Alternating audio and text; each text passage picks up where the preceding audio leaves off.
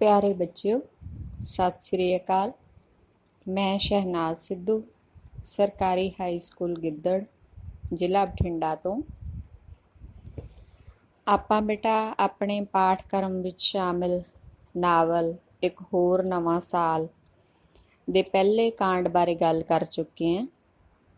ਇਹ ਪਹਿਲਾ ਕਾਂਡ ਸਵੇਰ ਭਾਗ, ਇਹਦੇ ਤੇ ਆਪਾਂ ਇੱਕ ਵੀਡੀਓ ਤਿਆਰ ਕੀਤੀ ਸੀ। ਉਹਦੇ ਵਿੱਚ ਮੈਂ ਸਾਰੀ ਕਹਾਣੀ ਨੂੰ ਸੌਖੇ ਸ਼ਬਦਾਂ ਦੇ ਵਿੱਚ ਤੁਹਾਨੂੰ ਸਮਝਾਇਆ ਸੀ।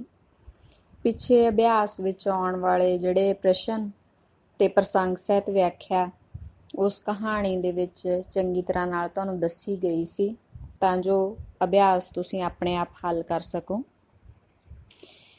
ਇਹ ਕਹਾਣੀ ਹੈ ਜਿਹੜੀ ਬੰਤੇ ਦੀ ਕਹਾਣੀ ਹੈ। ਬੰਤਾ ਇੱਕ ਰਿਕਸ਼ਾ ਚਾਲਕ ਹੈ।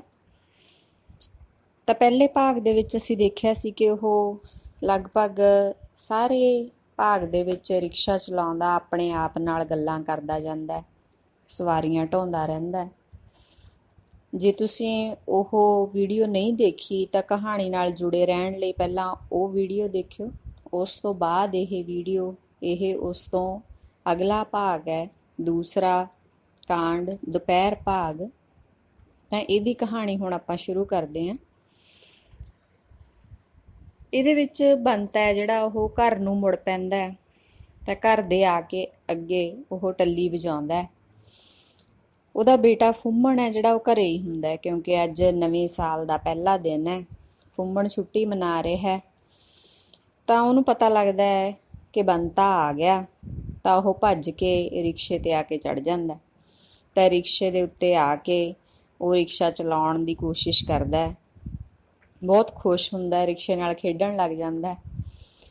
ਪਰ ਬੰਤੇ ਨੂੰ ਇਉਂ ਉਹਦਾ ਰਿਕਸ਼ਾ ਚਲਾਉਣਾ ਜਾਂ ਰਿਕਸ਼ੇ ਉੱਤੇ ਭੱਜ ਕੇ ਆ ਕੇ ਬੈਠਣਾ ਇਹ ਚੰਗਾ ਨਹੀਂ ਲੱਗਦਾ, ਕਿਉਂਕਿ ਉਹਦੇ ਮਨ ਦੇ ਵਿੱਚ ਕਿਤੇ ਨਾ ਕਿਤੇ ਇਹ ਡਰ ਵਸਿਆ ਹੋਇਆ ਹੈ ਕਿ ਇਹ ਨਾ ਹੋਵੇ ਕਿ ਮੇਰਾ ਬੱਚਾ ਹੈ ਜਿਹੜਾ ਉਹ ਵੀ ਵੱਡਾ ਹੋ ਕੇ ਇਹੀ ਕੰਮ ਕਰਨ ਲੱਗ ਜਾਵੇ, ਕਿਉਂਕਿ ਉਹ ਚਾਹੁੰਦਾ ਹੈ ਕਿ ਉਹ ਪੜ੍ਹ ਲਿਖ ਕੇ ਬਹੁਤ ਵੱਡਾ ਅਫਸਰ ਬਣੇ। ਉਹਨੂੰ ਇਹ ਹੈ ਕਿ ਮੈਂ ਆਪਣੇ ਬੱਚੇ ਨੂੰ ਜਦੋਂ ਤੱਕ ਉਹ ਪੜ੍ਹਨਾ ਚਾਹੂਗਾ ਉਦੋਂ ਤੱਕ ਮੈਂ ਪੜ੍ਹਾਊਂਗਾ।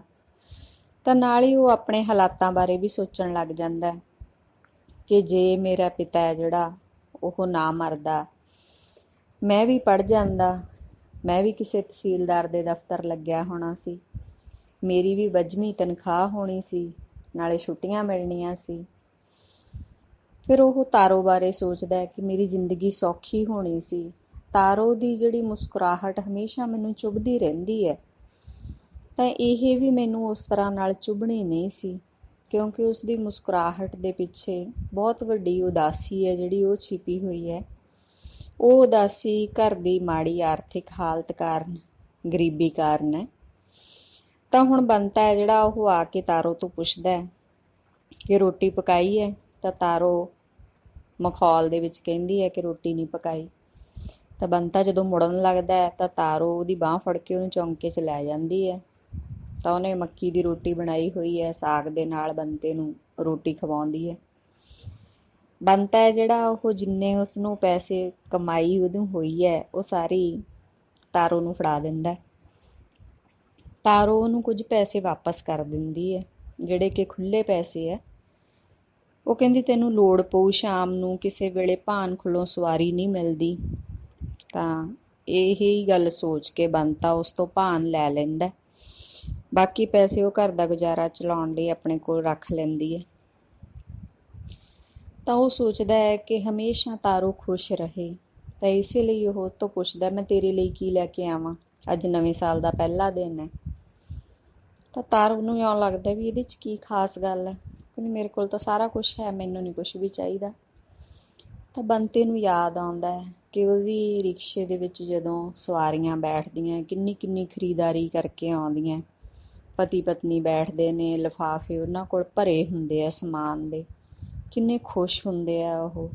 ਤਾਂ ਉਹ ਸੋਚਦਾ ਮੇਰੇ ਕੋਲ ਵੀ ਜੇ ਇੰਨੇ ਪੈਸੇ ਹੋਣ, ਮੈਂ ਵੀ ਤਾਰੋ ਲਈ ਇੰਨਾ ਸਮਾਨ ਲੈ ਕੇ ਆਵਾਂ, ਤਾਂ ਤਾਰੋ ਹੈ ਜਿਹੜੀ ਉਹ ਹਮੇਸ਼ਾ ਖੁਸ਼ ਰਹੇ, ਕਦੇ ਉਦਾਸ ਨਾ ਹੋਵੇ। ਉਹ ਕਹਿੰਦਾ ਮੈਨੂੰ ਤਾਰੋ ਦਾ ਚੁੱਪ ਚੁੱਪ ਰਹਿਣਾ ਬਿਲਕੁਲ ਚੰਗਾ ਨਹੀਂ ਲੱਗਦਾ। ਜਦੋਂ ਵੀ ਉਹ ਤਾਰੋ ਨੂੰ ਕਹਿੰਦਾ ਤੂੰ ਕੋਈ ਗੱਲ ਸੁਣਾ, ਤਾਂ ਉਹ ਕਹਿੰਦੀ ਹੈ ਮੈਨੂੰ ਕੋਈ ਗੱਲ ਨਹੀਂ ਆਉਂਦੀ। ਜੇ ਉਹ ਕੋਈ ਗੱਲ ਕਰਦੀ ਵੀ ਹੈ ਤਾਂ ਬੰਤਾ ਕਹਿੰਦਾ ਨਹੀਂ, ਮੈਨੂੰ ਚੰਗੀ ਗੱਲ ਸੁਣਾ।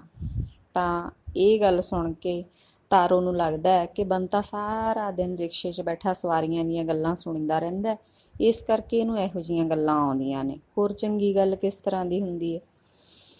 ਤਾਂ ਬੰਤਾ ਹੈ ਜਿਹੜਾ ਉਹ ਆਰਾਮ ਕਰਨ ਲਈ ਧੁੱਪੇ ਮੰਜੀ ਢਾਹ ਕੇ ਪੈ ਜਾਂਦਾ, ਤਾਂ ਉਹ ਥੋੜ੍ਹਾ ਜਿਹਾ ਸੁਸਤਾਉਣ ਲੱਗ ਜਾਂਦਾ। ਸਰਦੀਆਂ ਦਾ ਮੌਸਮ ਹੈ, ਹਜੇ ਉਹ ਆਰਾਮ ਕਰਨ ਲਈ ਪਿਆ ਹੀ ਹੁੰਦਾ ਕਿ ਫੁੰਮਣ ਉਹਦੇ ਕੋਲ ਆ ਜਾਂਦਾ। ਤਾਂ ਫੁੰਮਣ ਉਹਨੂੰ ਕਹਿੰਦਾ, ਬਾਪੂ ਤੂੰ ਮੈਨੂੰ ਪਾਠ ਪੜ੍ਹਾ ਦੇ, ਆਪਣਾ ਦੇਸ਼ ਪਾਠ। ਤਾਂ ਉਹ ਆਪਦੇ ਬਾਪੂ ਤੋਂ ਤਰ੍ਹਾਂ ਤਰ੍ਹਾਂ ਦੇ ਸਵਾਲ ਪੁੱਛਦਾ ਕਿ ਸਾਡਾ ਦੇਸ਼ ਮਹਾਨ ਮਹਾਨ ਕੀ ਹੁੰਦਾ, ਰਿਸ਼ੀ ਮੁਨੀ ਕੀ ਹੁੰਦੇ ਹੈ, ਮਾਣ ਤੋਂ ਕੀ ਮਤਲਬ ਹੈ, ਲੋਕਾਂ ਦਾ ਰਾਜ ਤੋਂ ਕੀ ਮਤਲਬ ਹੈ। ਤਾਂ ਬੰਤਾ ਦੱਸਦਾ ਕਿ ਲੋਕਾਂ ਦਾ ਰਾਜ ਮਤਲਬ ਲੋਕ ਰਾਜ ਕਰਦੇ ਹੈ, ਜਿਸ ਤਰ੍ਹਾਂ ਸਾਡੇ ਮੁਲਕ 'ਚ ਹੈ ਲੋਕ ਹੀ ਰਾਜ ਕਰਦੇ ਆ, ਰਾਜੇ ਮਹਾਰਾਜੇ ਨਹੀਂ ਕਰਦੇ। ਅੱਗੇ ਉਹ ਆਪਦੇ ਬੱਚੇ ਨੂੰ ਗਰੀਬੀ ਬਾਰੇ, ਪ੍ਰਣ ਬਾਰੇ ਦੱਸਦਾ, ਜੋ ਕੁਛ ਵੀ ਪਾਠ 'ਚ ਆਉਂਦਾ। ਪਰ ਜਦੋਂ ਫੁੰਮਣ ਬਹੁਤ ਸਾਰੇ ਸਵਾਲ ਪੁੱਛਦਾ ਤਾਂ ਬੰਤਾ ਕਹਿੰਦਾ ਤੈਨੂੰ ਤਾਂ ਕੁਛ ਪਤਾ ਹੀ ਨਹੀਂ। ਤਾਂ ਇਹ ਸੁਣ ਕੇ ਫੁੰਮਣ ਕਹਿੰਦਾ ਵੀ ਬਾਪੂ ਮੈਨੂੰ ਲੱਗਦਾ ਤੈਨੂੰ ਨਹੀਂ ਆਉਂਦਾ, ਮੈਂ ਮਾਸਟਰ ਤੋਂ ਹੀ ਪੁੱਛ ਲੂੰਗਾ। ਤਾਂ ਉਹ ਫੁੰਮਣ ਨੂੰ ਕੁਛ ਪੈਸੇ ਦੇ ਦਿੰਦਾ ਕਿ ਉਹ ਜਾ ਕੇ ਕੋਈ ਆਪਦੇ ਖਾਣ ਲਈ ਚੀਜ਼ ਲੈ ਲੇ ਬਾਹਰੋਂ। ਤੇ ਉੱਥੇ ਪਿਆ ਪਿਆ ਆਪਦੀ ਜ਼ਿੰਦਗੀ ਬਾਰੇ, ਪਿਛਲੀ ਜੋ ਲੰਘ ਗਈ ਜ਼ਿੰਦਗੀ, ਉਹਦੇ ਬਾਰੇ ਸੋਚੀ ਜਾਂਦਾ। ਉਹਨੂੰ ਪਏ ਨੂੰ ਵਿਆਹ ਤੋਂ ਪਹਿਲਾਂ ਦੀ ਘਟਨਾ ਯਾਦ ਆਉਂਦੀ ਹੈ। ਜਦੋਂ ਉਹਦਾ ਵਿਆਹ ਨਹੀਂ ਸੀ ਹੋਇਆ ਤਾਂ ਉਹਦੀਆਂ ਭੈਣਾਂ ਦਾ ਵਿਆਹ ਹੋ ਗਿਆ ਸੀ, ਜਿਹਦੇ ਕਰਕੇ ਉਹਦੇ ਸਿਰ ਤੇ ਬਹੁਤ ਕਰਜ਼ਾ ਸੀ। ਤਾਂ ਉਹ ਸੋਚਦਾ ਹੈ ਕਿ ਛੋਟੇ ਹੁੰਦੇ ਹੀ ਮੇਰਾ ਮੰਗਣਾ ਹੋ ਗਿਆ ਸੀ। ਤਾਂ ਨਾਲ ਹੀ ਉਹਨੂੰ ਯਾਦ ਆਉਂਦਾ ਕਿ ਮੈਂ ਇੱਕ ਵਾਰ ਚੌਥੀ ਜਮਾਤ 'ਚ ਪੜ੍ਹਦਾ ਸੀ, ਮੈਂ ਨਾਨਕੇ ਗਿਆ ਸੀ। ਨਾਨਕੇ ਮੇਰੀ ਛੋਟੀ ਮਾਮੀ ਮੇਰਾ ਬਹੁਤ ਧਿਆਨ ਰੱਖਦੀ ਸੀ। ਜਦੋਂ ਵੀ ਮੈਂ ਉੱਥੇ ਖੇਡਣ ਤੋਂ ਬਾਅਦ ਪੜ੍ਹਨ ਬੈਠ ਜਾਂਦਾ ਤਾਂ ਉਹ ਮੇਰੇ ਕੋਲ ਆ ਕੇ ਬੈਠ ਜਾਂਦੀ, ਮੇਰੀਆਂ ਕਿਤਾਬਾਂ ਦੇਖਦੀ, ਨਾਲ ਨਾਲ ਆਪਣੀ ਭਤੀਜੀ ਬਾਰੇ ਵੀ ਦੱਸਦੀ ਕਿ ਤਾਰੀ ਹੈ ਜਿਹੜੀ, ਉਹ ਮੇਰੀ ਭਤੀਜੀ ਹੈ, ਉਹ ਸਾਰੀ 35 ਲਿਖ ਲੈਂਦੀ ਹੈ। ਨਾਲੇ ਦੂਣੀ ਤੀਣੀ ਦਾ ਪਹਾੜਾ ਵੀ ਉਹਨੇ ਯਾਦ ਕਰ ਲਿਆ, ਕਿਉਂਕਿ ਤਾਰੀ ਹੈ ਜਿਹੜੀ ਉਹ ਹਜੇ ਕੱਚੀ ਪਹਿਲੀ 'ਚ ਹੀ ਹੁੰਦੀ ਹੈ। ਬੰਤੇ ਨੂੰ ਯਾਦ ਆਉਂਦਾ ਕਿ ਸਵੇਰੇ ਸਾਰਿਆਂ ਨੂੰ ਉਹ ਲੂਣ ਪਾ ਕੇ ਲੱਸੀ ਦਿੰਦੀ, ਪਰ ਬੰਤੇ ਨੂੰ ਖੰਡ ਵਾਲੀ ਲੱਸੀ ਦਿੰਦੀ। ਫਿਰ ਉਹ ਯਾਦ ਕਰਦਾ ਵੀ ਜਦੋਂ ਛੁੱਟੀਆਂ ਖਤਮ ਹੋਣ ਵਾਲੀਆਂ ਸੀ, ਬੇਬੇ ਲੈਣ ਆਈ ਸੀ, ਤਾਂ ਦੇਰ ਰਾਤ ਤੱਕ ਉਹਦੀ ਮਾਮੀ, ਉਹਦਾ ਮਾਮਾ, ਉਹਦੀ ਬੇਬੇ, ਨਾਨੀ ਸਾਰੇ ਉਹਦਾ ਨਾਂ ਲੈ ਲੈ ਕੇ ਗੱਲਾਂ ਕਰਦੇ ਰਹੇ। ਉਹ ਥੋੜ੍ਹੀ ਦੂਰ ਬੈਠਾ ਪੜ੍ਹਦਾ ਰਿਹਾ, ਪਰ ਉਹ ਕਹਿੰਦਾ ਮੇਰਾ ਧਿਆਨ ਹੈ ਜਿਹੜਾ ਉਹ ਉਹਨਾਂ ਦੀਆਂ ਗੱਲਾਂ ਵੱਲ ਵੀ ਸੀ। ਉਹ ਕਦੇ ਕਦੇ ਮੇਰਾ ਨਾਂ ਲੈਂਦੀਆਂ ਸੀ, ਪਰ ਮੈਨੂੰ ਸਮਝ ਨਾ ਆਉਂਦੀ। ਅਸਲ ਦੇ ਵਿੱਚ ਉਹ ਤਾਰੀ ਦੇ ਨਾਲ ਬੰਤੇ ਦਾ ਰਿਸ਼ਤਾ ਹੈ ਜਿਹੜਾ ਉਹ ਪੱਕਾ ਕਰ ਦਿੰਦੀਆਂ। ਹੁਣ ਇਹ ਛੋਟੀ ਮਾਮੀ ਦੀ ਭਤੀਜੀ ਹੈ ਤਾਰੀ, ਜਿਹਦੇ ਨਾਲ ਉਹਦਾ ਵਿਆਹ ਹੋਇਆ ਬੰਤੇ ਦਾ ਤਾਰੋ ਦੇ ਨਾਲ।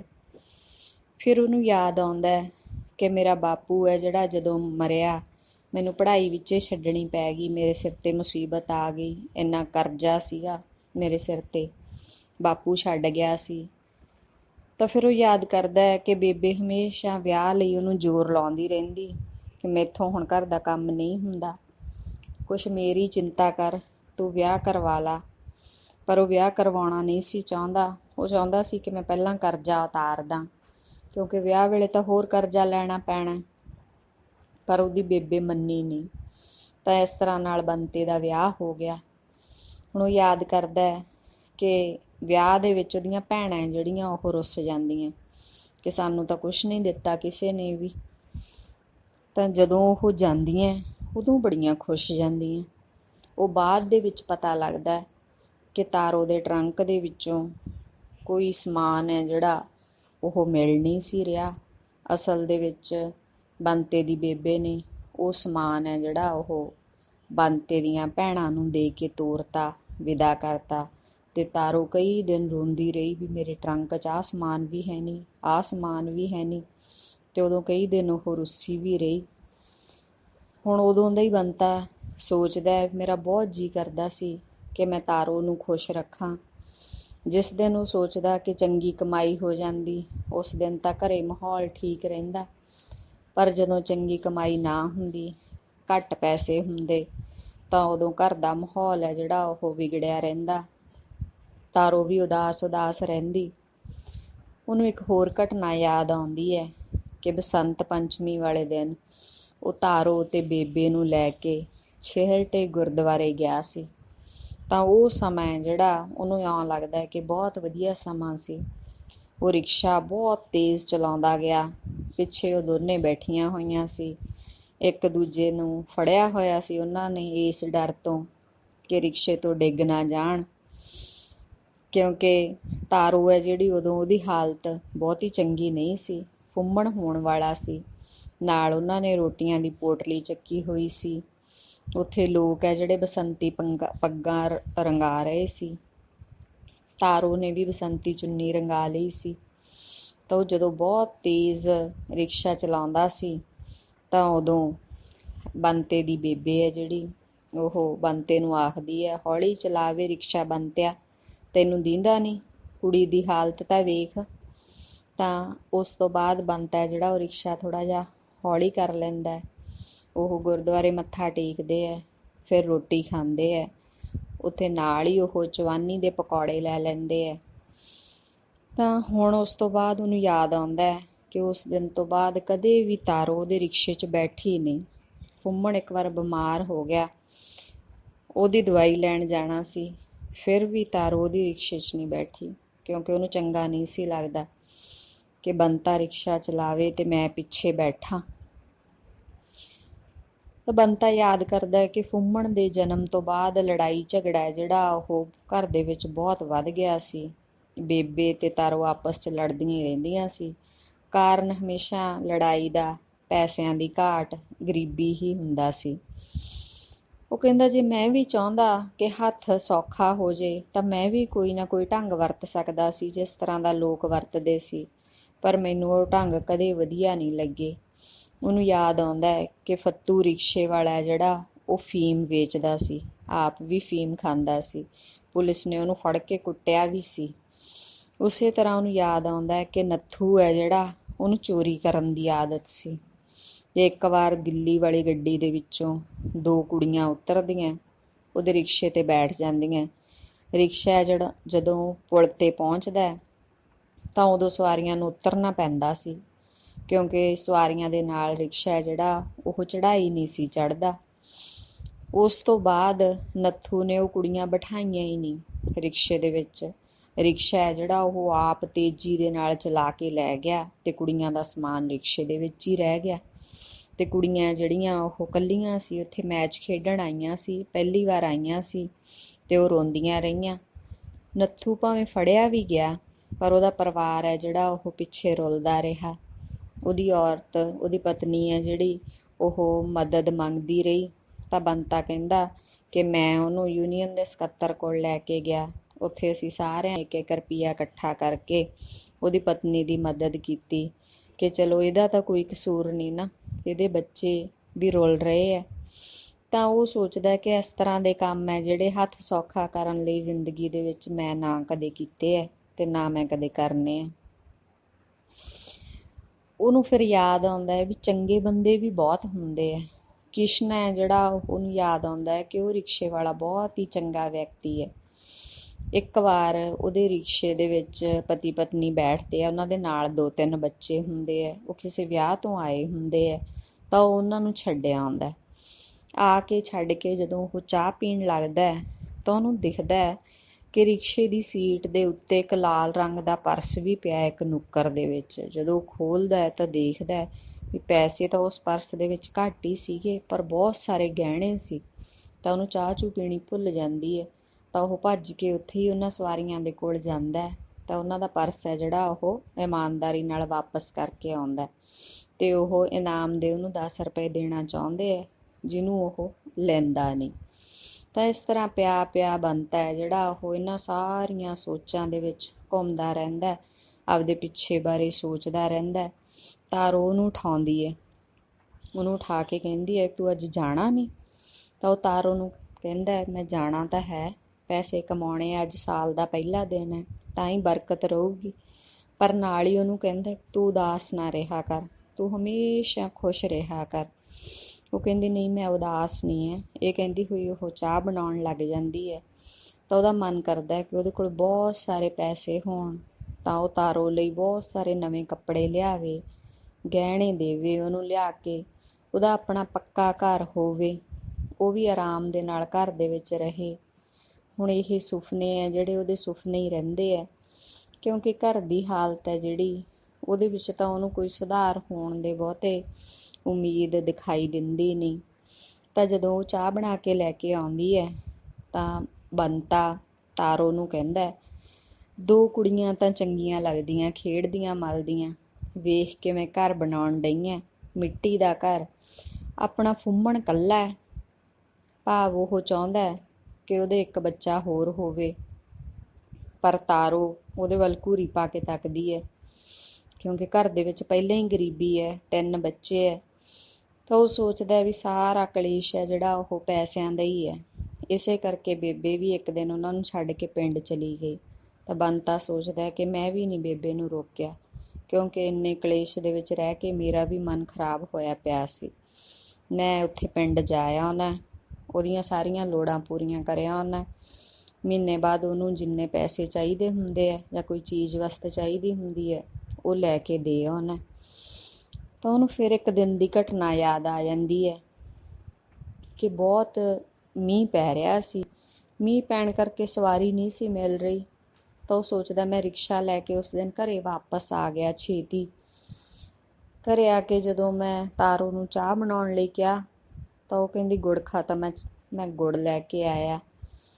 ਤਾਰੋ ਮੈਨੂੰ ਥੋੜ੍ਹੀ ਉਦਾਸ ਲੱਗੀ। ਪੁੱਛਣ ਤੇ ਉਹਨੇ ਦੱਸਿਆ ਕਿ ਜੱਸੀ ਦੇ ਵਿਆਹ ਦਾ ਕਾਰਡ ਆਇਆ ਹੋਇਆ। ਤਾਂ ਕਹਿੰਦਾ ਬੰਤਾ ਸੋਚਦਾ ਵੀ ਮੈਂ ਉਦੋਂ ਕਿਹਾ ਸੀ ਤਾਰੋ ਨੂੰ ਕਿ ਠੀਕ ਹੈ ਫਿਰ ਤੂੰ ਵਿਆਹ ਦੀ ਤਿਆਰੀ ਕਰ। ਪਰ ਤਾਰੋ ਬੋਲਦੀ ਹੈ ਕੋਈ ਨਾ ਚੰਗਾ ਲੀੜਾ ਹੈ ਮੇਰੇ ਕੋਲ, ਨਾ ਬੱਚਿਆਂ ਕੋਲ, ਫਿਰ ਕਿਰਾਇਆ ਲੱਗੂ ਆਉਣ ਜਾਣ ਦਾ, ਉੱਥੇ ਵੀ ਲੋੜ ਪਊ ਕੁਝ। ਭਾਵ ਤਾਰੋ ਹੈ ਜਿਹੜੀ ਉਹ ਖੁਸ਼ ਨਹੀਂ ਵਿਆਹ ਤੇ ਜਾ ਕੇ। ਕਾਰਨ ਫਿਰ ਉਹੀ ਹੈ, ਘਰ ਦੀ ਮਾੜੀ ਆਰਥਿਕ ਹਾਲਤ, ਗਰੀਬੀ। ਤਾਂ ਉਹਨਾਂ ਦੀ ਆਪਸੀ ਗੱਲਬਾਤ ਦੇ ਵਿੱਚ ਦੋਨਾਂ ਦਾ ਲੜਾਈ ਝਗੜਾ ਹੋ ਜਾਂਦਾ। ਤਾਂ ਉਸ ਲੜਾਈ ਝਗੜੇ ਦੇ ਵਿੱਚ ਬੰਤਾ ਯਾਦ ਕਰਦਾ ਕਿ ਵਿਆਹ ਤੋਂ ਬਾਅਦ ਪਹਿਲੀ ਵਾਰ ਲੜਾਈ ਇੰਨੀ ਵੱਧ ਗਈ ਸੀ ਕਿ ਮੈਂ ਤਾਰੋ ਦੇ 3-4 ਧੱਫੇ ਮਾਰਤੇ। ਫੁੰਮਣ ਵੀ ਰੋਣ ਲੱਗ ਪਿਆ ਸੀ ਤੇ ਮੈਂ ਉਸੇ ਤਰ੍ਹਾਂ ਉਹਨੂੰ ਰੋਂਦੇ ਨੂੰ ਛੱਡ ਕੇ ਘਰੋਂ ਬਾਹਰ ਆ ਗਿਆ। ਕਹਿੰਦਾ ਮੈਨੂੰ ਬਹੁਤ ਬੁਰਾ ਲੱਗ ਰਿਹਾ ਸੀ, ਕਿਉਂਕਿ ਮੈਂ ਅੱਜ ਤੱਕ ਕਦੇ ਤਾਰੋ ਨੂੰ ਮਾਰਿਆ ਨਹੀਂ ਸੀ, ਭਾਵੇਂ ਪਹਿਲਾਂ ਵੀ ਲੜਾਈਆਂ ਝਗੜੇ ਹੁੰਦੇ ਰਹੇ।